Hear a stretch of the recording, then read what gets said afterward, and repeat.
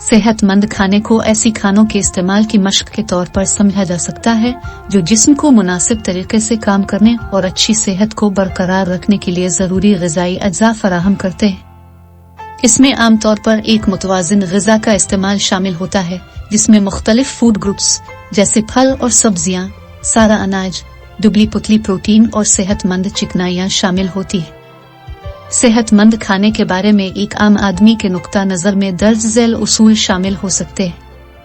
मुख्तलिफ किस्म के खाने खाना। मुख्तलिफ किस्म के खाने खाने से इस बात को यकीनी बनाने में मदद मिलती है कि जिस्म को वो तमाम ग़िज़ाई अज़ा मिल जाएं जिनकी इसे बेहतर तरीके से काम करने की ज़रूरत है। पूरी ग़िज़ाओं का इंतखाब। पूरी खुराक ऐसी ग़िज़ाएं हैं जो अपनी कुदरती हालत के जितना मुमकिन हो करीब हों, जैसे फल, सब्जियां, सारा अनाज और गैर प्रोसेस शुदा गोश्त।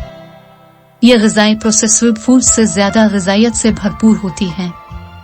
प्रोसेस्ड फूड्स को महदूद करना। प्रोसेस्ड फूड्स जैसे पैकेज्ड स्नैक्स और मीठे मशरूबात में अक्सर इजाफी शुक्र, गैर सेहत बख्श चिकनाई और प्रिजर्वेटिव शामिल होते हैं जो ज्यादा इस्तेमाल करने पर सेहत पर मनफी असरात मुरतब कर सकते हैं।